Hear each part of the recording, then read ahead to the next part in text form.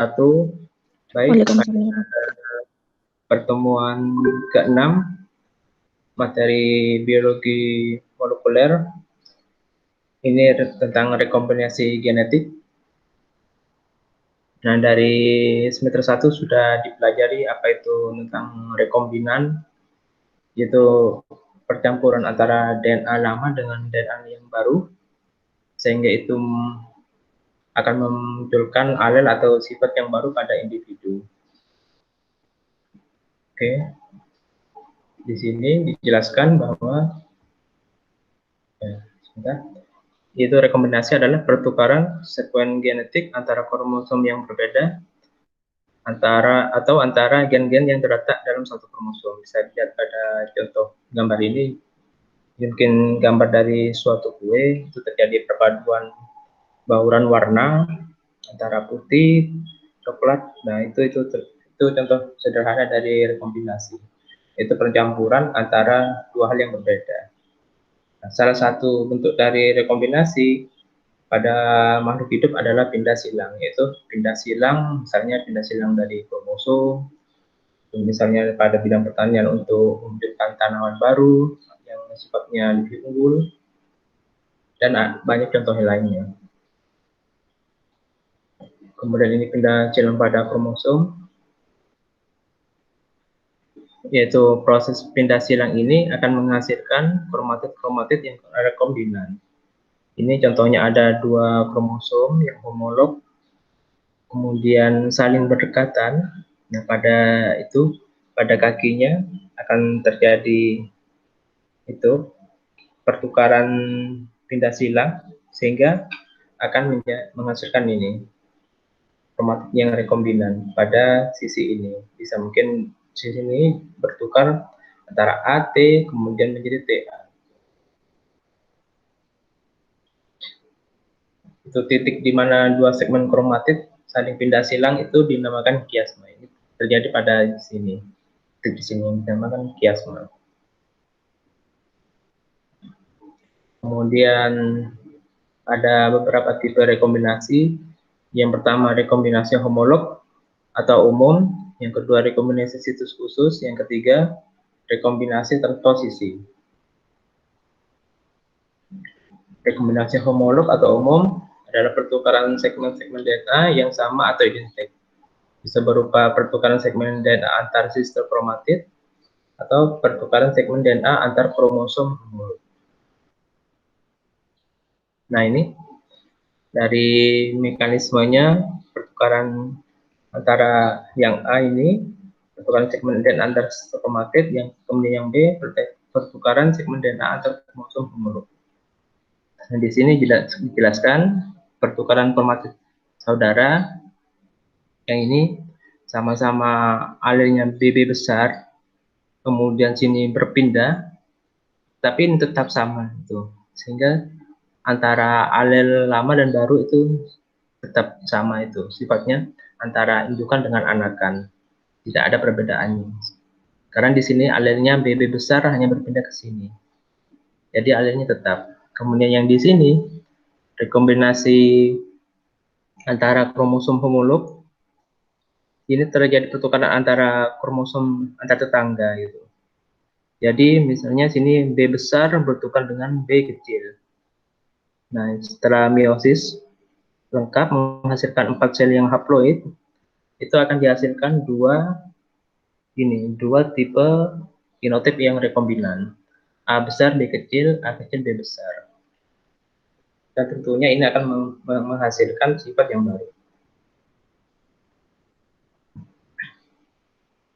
Hasil dari rekombinasi homolog, apabila terjadi rekombinasi antar sistem kromatid, maka tidak terjadi kombinasi alel baru, sama dengan alel induknya. Kemudian apabila terjadi rekombinasi antar kromosom homolog, akan terjadi kombinasi alel baru. Ini sama seperti yang tadi. Kemudian ini ada model Holiday pada rekombinasi homolog. Yang tahap pertama yaitu terjadi pemotongan DNA di salah satu titik oleh nuklease. Misalnya di sini dipotong oleh enzim nuklease. Kemudian yang tahap kedua terjadi pindah silang pada unta-unta DNA yang terpotong, yang saling bergerak ini. Yang ada yang ke kanan, kemudian ada yang ke bawah juga sama.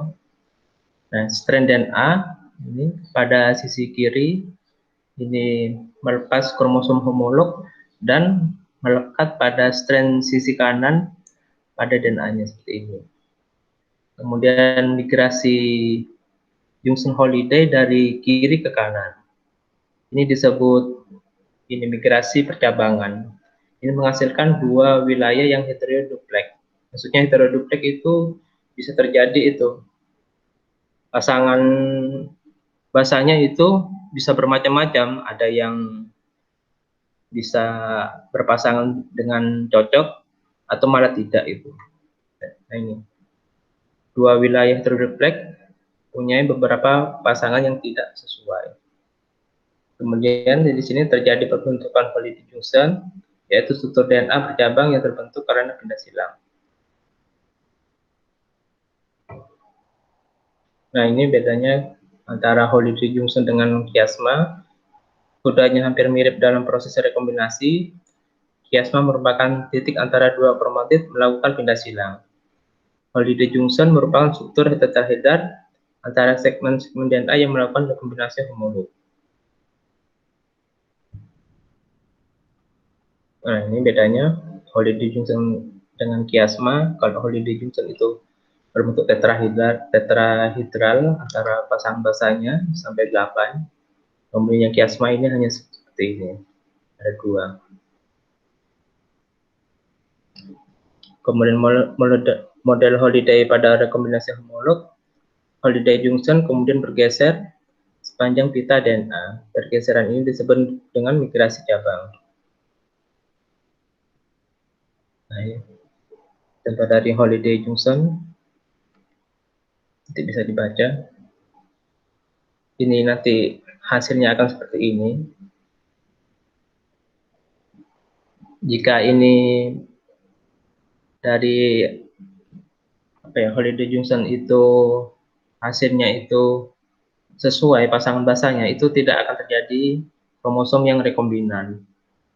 Kemudian jika terjadi hal yang berbeda itu dari pasangan basanya atau mungkin mismatch, itu pasti akan menghasilkan kromosom yang rekombinan.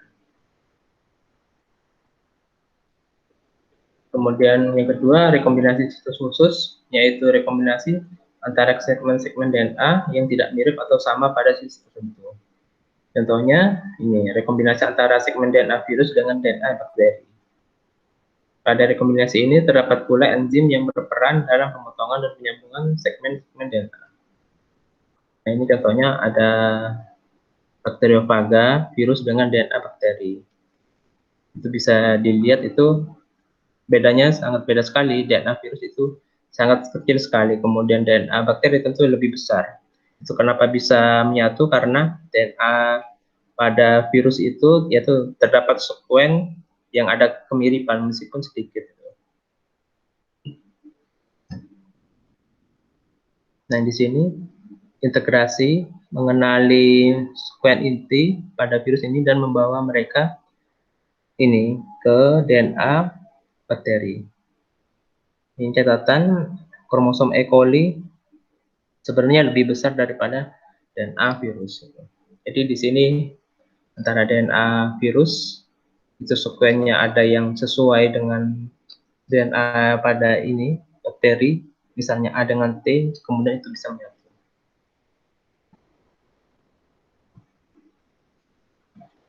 Kemudian ini integrasi membuat 4 potongan yang diidentifikasi yang diikuti oleh strand yang berubah dan kemudian menyambung bersama.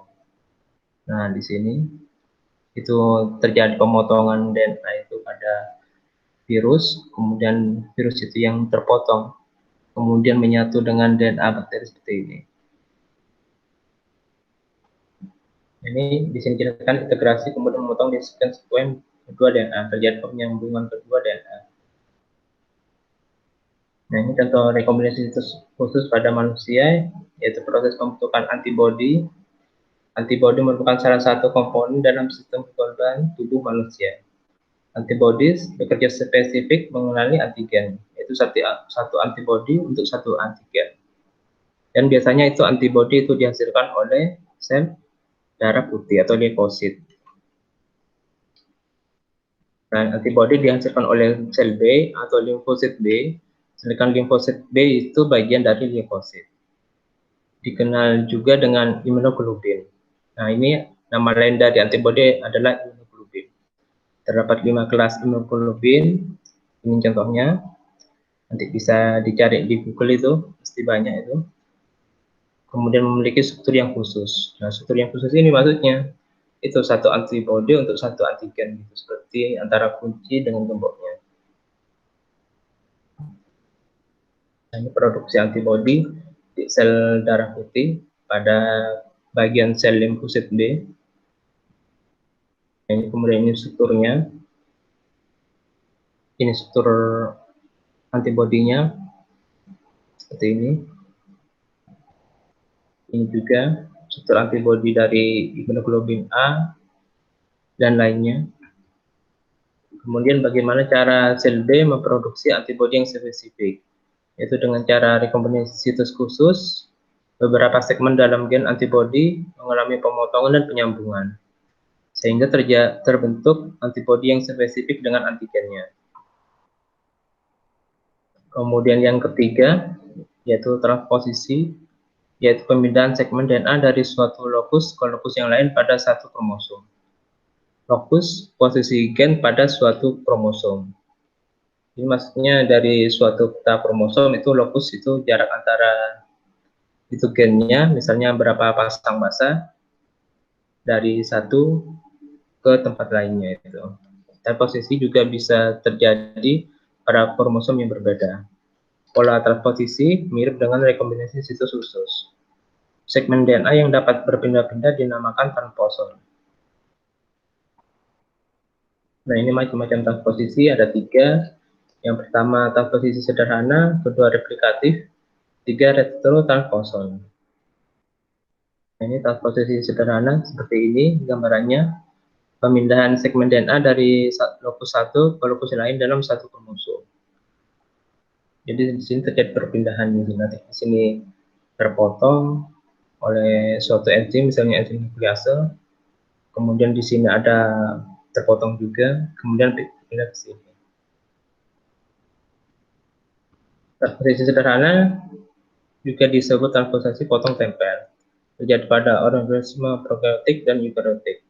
Pada transposisi sederhana diperlukan enzim transposase untuk memotong transposon dan meligasikannya atau menyambungkannya di lokus yang baru. Kemudian ini transposasi replikatif, yaitu proses transposisi di mana transposon mengalami replikasi terlebih dahulu sebelum masuk ke lokus yang baru. Jadi di sini terjadi replikasi dulu, memperbanyak diri, kemudian dilepas, kemudian di sini terpotong, kemudian disambungkan kembali. Transposisi replikatif, hasil dari transposisi replikatif jarang sekali terjadi. Hanya terjadi pada bakteri. Kenapa bisa terjadi pada bakteri? Karena itu di bakteri saja itu struktur tubuhnya dan bagian-bagiannya itu sederhana, jadi dengan mudah itu melakukan replikasi. Kemudian retrotransposon, transposisi dengan menggunakan RNA untuk masuk ke lokus yang baru. TE diubah dulu menjadi RNA, kemudian diubah lagi menjadi DNA. Jadi di sini ada melakukan transkripsi, kemudian RNA dengan melakukan proses transkripsi balik untuk menghasilkan DNA. Kemudian DNA-nya ini disambung lagi di lokus yang sini. Nah, retrotransposon tadi itu memerlukan enzim reverse transkriptase untuk mengubah RNA menjadi DNA. Terjadi pada organisme eukaryotik dan sering terjadi. Segmen DNA yang berpindah dinamakan retroelemen, retrotransposon atau retrotransposon. Kemudian ini sekarang ke teknologi DNA rekombinan. Teknologi DNA rekombinan adalah suatu teknik molekuler untuk mengisolasi dan memanipulasi material genetik. Nah, ini contohnya gambaran ya, tapi terjadi nih. Misalnya ini adalah waktu pemanenan dari objek genetik menggunakan gen katak di perkembangbiakan kentang yang secara konvensional dilupakan. Maksudnya di sini perkembangbiakannya dari suatu kentang itu menggunakan gennya katak agar kentang itu saat berkembang biak itu bisa menghasilkan banyak sekali gitu, atau memproduksi banyak kentang itu seperti telur katak gitu. Tapi itu belum ada penelitian seperti itu. Kemudian awal mula keberhasilan teknologi dan rekombinan pada akhir tahun 1970-an, sekelompok peneliti dari Universitas Stanford berhasil mengisolasi DNA dan melakukan penyambungan DNA dari sumber yang berbeda. Setelah itu, terdapat beberapa peneliti yang mampu memasukkan DNA rekombinan ke dalam sel hidup. Ternyata di dalam sel hidup, DNA rekombinan ini dapat memperbanyak diri atau bereplikasi. Teknik ini sekarang dikenal dengan teknik DNA cloning. Cloning DNA, teknologi ini memerlukan kerjasama penelitian dari beberapa ilmuwan, ada ahli biologi, kemudian biokimia, bioteknologi, genetika, dan klinisi. Nah, ini kenapa memerlukan kerjasama, tentu akan dipikirkan juga dampaknya ke arah lingkungan gitu sebelum dilepas. Gitu. Misalnya juga dari pembuatan obat atau vaksin, tentu ada kerjasama antara beberapa pakar biologi, biokimia, kemudian para praktisi kesehatan juga. Nah, teknologi cloning ini terdiri dari beberapa tahap. Yang pertama itu penentuan gen yang akan di-cloning. Misalnya gen yang akan di-cloning adalah gen penentu sifat keturunan yang unggul. Kemudian ada penentuan vektor DNA yang akan digunakan. Vektor itu maksudnya wadah untuk tempat itu gen itu tumbuh. Kemudian pemotongan gen yang akan di-cloning dari induk itu, kemudian penyambungan gen target itu dengan vektornya, dengan wadahnya, kemudian memasukkan itu gen dan vektornya itu atau DNA rekombinan itu ke dalam sel hidup. Kemudian terjadi perbanyakan DNA rekombinan. Nah, ini contohnya pada bakteri. Ini ada bakteri di sini, kromosom bakteri, kemudian yang digunakan itu plasmidnya. Plasmidnya itu diambil, kemudian dari DNA kromosom makhluk hidup lain itu diambil di sini, kemudian ditempelkan kepada plasmidnya sini. Nah, kemudian di sini itu antara dan gen yang ditargetkan itu yang sudah menyambung dengan plasmid itu dimasukkan ke makhluk hidup lain atau ini bakteri rekombinan, dan hasilnya seperti ini. Dan jika ini sudah banyak, itu akan bermanfaat. Ini contohnya juga dari pembuatan vaksin juga seperti itu.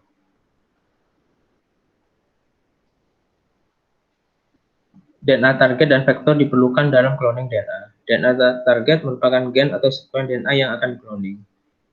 DNA target adalah DNA yang digunakan untuk membawa DNA target ke dalam sel hidup. DNA vektor bersifat dapat mereplikasi sendiri pada sel hidup. Vektor yang banyak digunakan adalah plasmid. Ini plasmid sebagai DNA vektor. Plasmid merupakan DNA tambahan kromosom yang terdapat pada bakteri, memiliki sekuens. Sekuens itu artinya urutan basa itu ATGC yang mengkode ketahanan terhadap antibiotik. Kemudian ini plasmid sebagai DNA vektor, plasmid memiliki ini awal mula replikasi, yaitu sebagai tempat berawalnya proses replikasi. Sekuens yang mengkode ketahanan terhadap antibiotik digunakan sebagai ini penanda penyeleksi. Contohnya gen AMPR pada plasmid menandakan bahwa bakteri membawa gen yang tahan terhadap ampicillin, sehingga bakteri dapat ditemukan pada media dengan adanya ampicillin itu.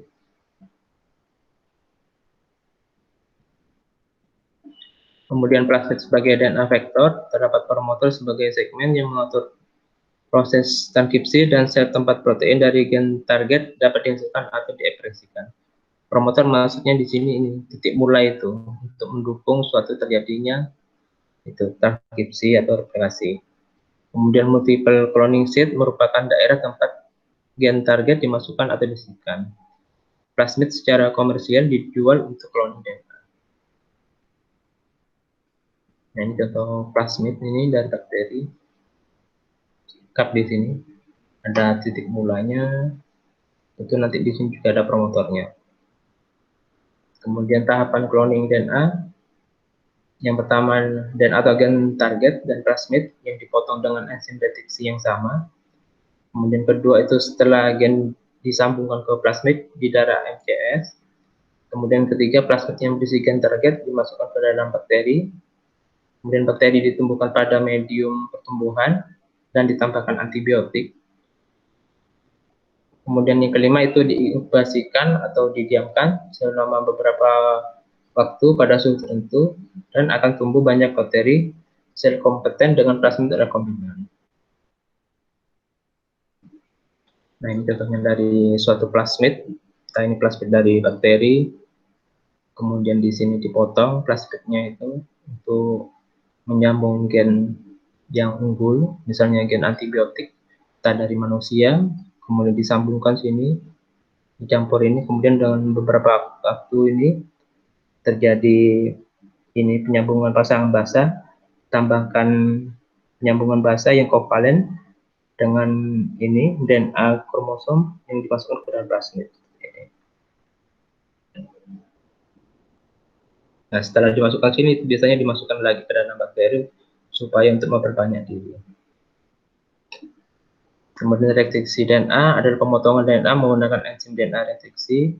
Ada beberapa macam enzim DNA retriksi endonuklease, contohnya BAMH1, SAL1, XHO1, dan lain-lain. Tiap enzim spesifik terhadap kode genetik DNA. Misalnya BAMH1 hanya akan memotong DNA dengan kode ini, kodenya GGATCC. Kemudian penyambungan DNA, penggabungan DNA menggunakan enzim DNA ligase. Proses ini memerlukan kode genetik yang sesuai antara kedua DNA yang digabungkan. Bersama dengan retriksi DNA, proses ini berperan dalam cloning gen. Nah, ini contohnya lagi dari suatu bakteri, sel E. coli tanpa plasmid. Kemudian percampuran DNA dengan banyak E. coli, sel E. coli, kemudian dimasukkan dengan agen yang membuat mereka sesuai impermeable, maksudnya itu agar tidak selektif permeable terhadap DNA. Kemudian catatan di sini ini menunjukkan sel bakteri dengan plasmid membawa gen target.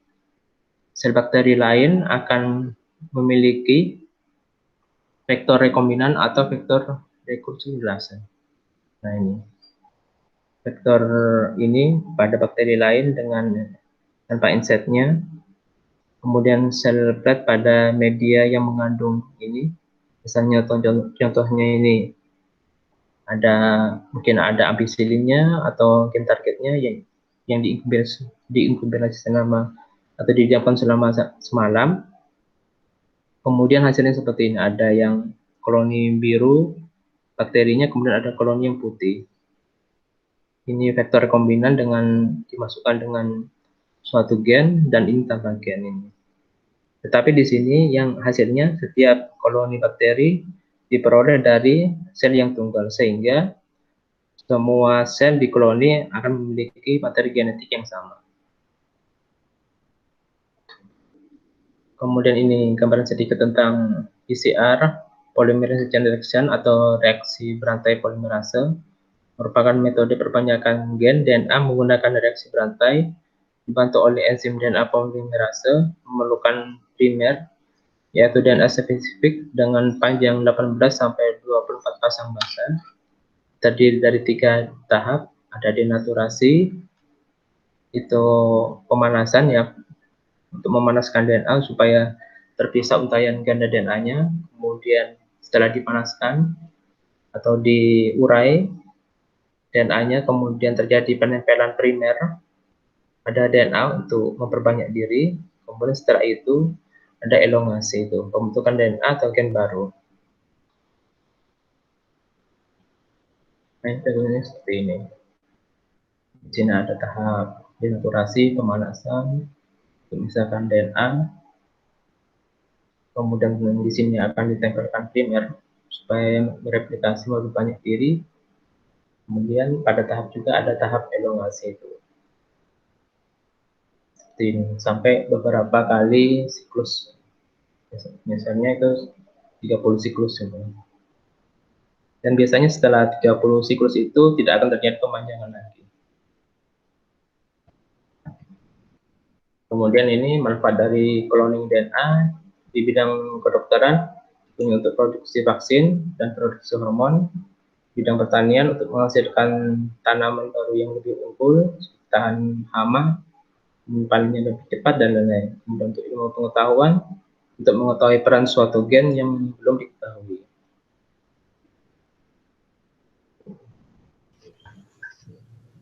Ya, ada yang mau ditanyakan dari Desi? Iya Pak, itu kan manfaat cloning dari beberapa bidang ya Pak. Kira-kira kalau dampak negatifnya itu Pak? Oh, dampak negatifnya. Iya.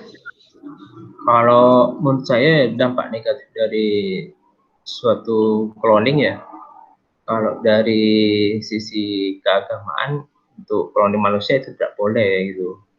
Hanya itu tentu itu akan bertentangan dengan moral. Gitu. Kemudian kalau misalnya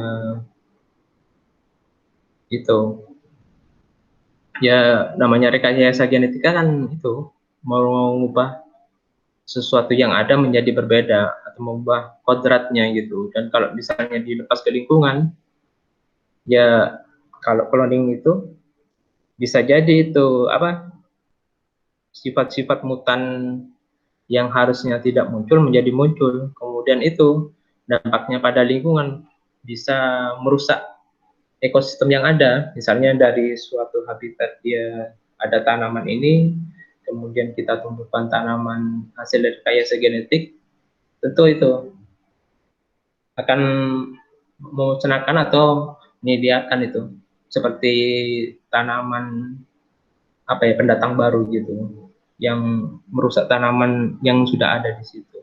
Kemudian juga dari cloning itu ya, jika kita belum tahu itu benar-benar terjamin, tentunya itu kalau jika dimakan oleh suatu makhluk hidup ya akan menimbulkan sifat-sifat mutan pada makhluk hidup itu, entah itu kanker atau hal lainnya gitu.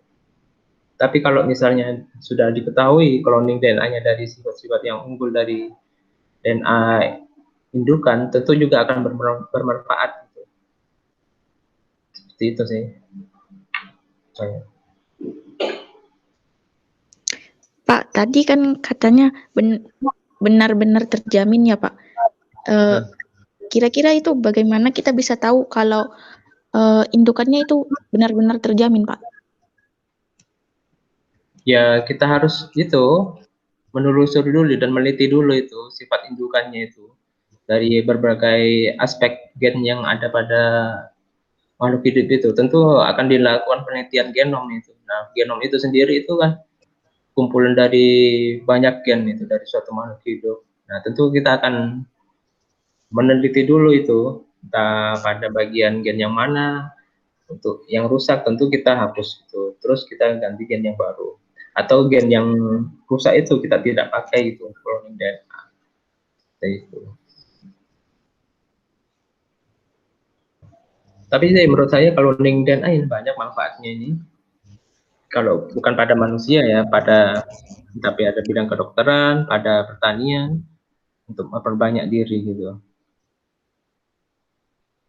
Itu. Beda sih antara cloning DNA dengan kalau cloning itu kan memperbanyak dari indukannya itu. Tapi kalau sudah masuk ke rekayasa genetik itu sudah merubah kromosomnya. Kalau cloning DNA itu ibaratnya kita menumbuhkan tanaman indukan misalnya wortel kita potong bagian tertentunya, kemudian nanti kita tumbuhkan. Nah itu contoh cloning sederhana itu. Artinya memperbanyak diri gitu. Kalau sudah dari rekayasa itu merekayasa artinya itu kita sudah mengubah kodrat yang ada dari kromosom indukan, kemudian kita ubah, kemudian kita tambahkan itu hal-hal yang baru.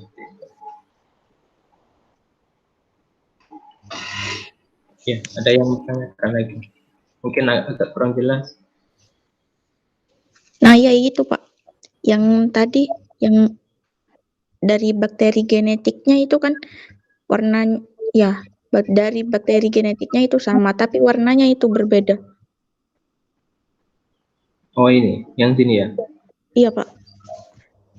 Yang bisa menyebabkan warnanya itu berbeda biasanya dari apa ya Pak? Kan katanya sama Iya. Pak. Nah ini, dari sini, di sini kan ada vektor rekulkulasi tanpa insert, maksudnya itu tanpa ada dimasukkan itu. Misalnya di sini tanpa dimasukkan ini, tanpa dimasukkan entah info pewarnaan Excel atau PTG, tapi di sini juga ini dimasukkan ampicillin. Jadi di sini itu bedanya, jika ini vektornya ini plus bitnya itu tidak ditambahkan ini, misalnya Excel atau PTG, ya ini akan menjadi koloni yang biru. Nah, kemudian ini vektor rekombinan dengan adanya pemasukan insert. Insert itu maksudnya memasukkan, entah itu memasukkan ini XGAL atau BTG akan seperti ini. Nah, itu bedanya seperti itu. Tapi itu sifat materi genetiknya sama, soalnya dari satu sel ini. Itu. Tapi itu dalam satu wadah kan ya Pak? Iya, meskipun dalam satu wadah, tapi kalau misalnya pada plasmidnya ini, yaitu bedanya. Meskipun dalam satu wadah itu tidak akan bercampur itu antara koloni ini yang putih dengan biru itu. Kemudian yang koloni biru ini akan memproduksi dirinya sendiri itu, tidak akan tercampur itu. Itu.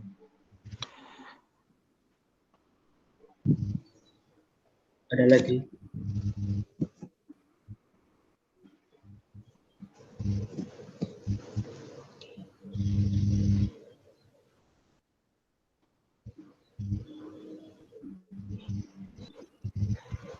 Oke, nanti saya perkuliahan struktur perkembangan hewan kan nanti saya akan mulai jam 9.15 ya, soalnya nanti saya ada persiapan itu untuk webinar besok itu, webinarnya pertanian.